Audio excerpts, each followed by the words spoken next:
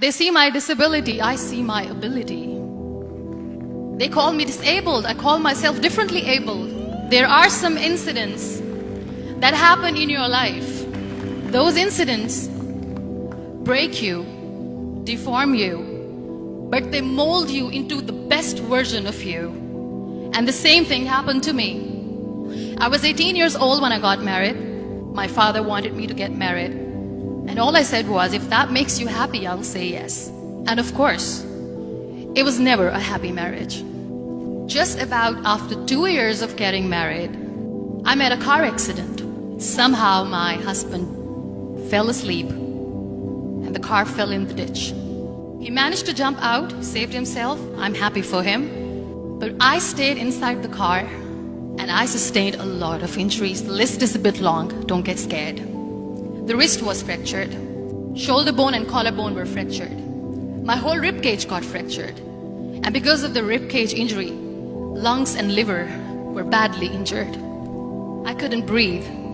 I lost urinary bowel control. That's why I have to wear the bag wherever I go. 3 vertebrae of my backbone were completely crushed. And I got paralyzed for the rest of my life. I finally ended up in a hospital where I stayed for 2.5 months. I underwent multiple surgeries. One day, doctor came to me and he said, well, I heard that you wanted to be an artist, but you ended up being a housewife. I have a bad news for you. You won't be able to paint again because your wrist and your arm are so deformed, you won't be able to hold a pen again. Next day, doctor came to me and said, your spine injury is so bad, you won't be able to walk again. Because of your spine injury and the fixation that you have in your back, you won't be able to give birth to a child again. That day, I was devastated. I asked my mother, why me? And that is where I started to question my existence. Why am I even alive? And that is where I realized that the words have the power to heal the soul. My mother said to me, this too shall pass. God has a greater plan for you. I don't know what it is, but He surely has. And in all that distress and grief, somehow or the other, those words were so magical that they kept me going. One day I asked my brothers, I know I have a deformed hand, but I'm tired of looking at these white walls in the hospital and wearing these white scrubs. I'm getting tired of this. I want to add more colors to my life. I want to do something. Bring me some colors, bring me some small canvas. I want to paint. So the very first painting I made was on my deathbed, where I painted for the very first time. It was not just an art piece or just my passion. It was my therapy. And then I was discharged and I went back home. And I went back home and I realized that I have developed a lot of pressure ulcers on my back and on my hip bone. I was unable to sit. There were a lot of infections in my body, a lot of allergies. So doctors wanted me to lie down on the bed straight for not 6 months, for not 1 year, for 2 years. I was bedridden, confined in that one room, looking outside the window, listening to the birds chirping, and thinking maybe there will be a time when we'll be going out with the family and enjoying the nature. That was the time where I realized how lucky people are.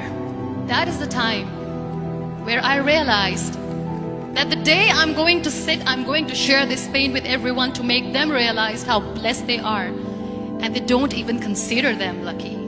That day I decided that I'm going to fight my fears. We all have fears. Fear of unknown, fear of losing people, fear of losing health, money. We want to excel in career, we want to become famous, we want to get money. We are scared all the time. So I wrote down one by one all those fears. And I decided that I'm going to overcome these fears one at a time. You know what was my biggest fear? Divorce.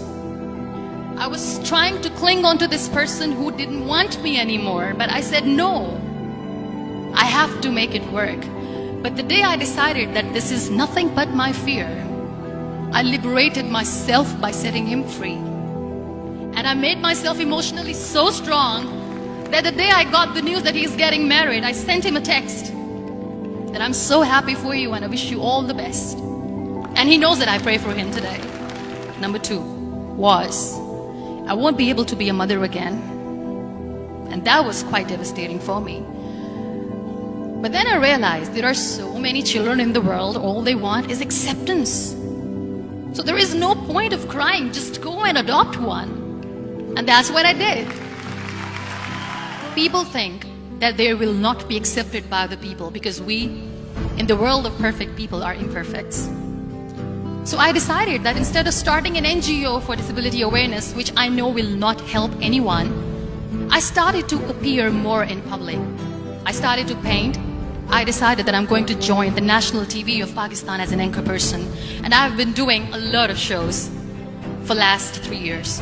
I became the National Goodwill Ambassador for UN Women Pakistan, and now I speak for the rights of women, children.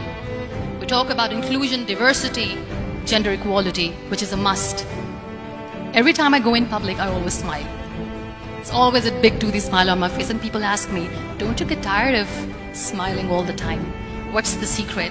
I always say one thing, that I have stopped worrying about the things that I have lost, the people that I have lost. Things and people who were meant to be with me are with me.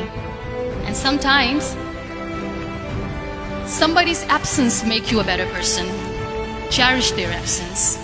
It's always a blessing in disguise. Live your life fully. Accept yourself the way you are. Be kind to yourself. Be kind to yourself. I'll repeat, be kind to yourself, and only then you can be kind to others. Love yourself and spread that love. Life will be hard. There will be turmoils, there will be trials, but that will only make you stronger. So when you accept yourself the way you are, the world recognizes you. It all starts from within.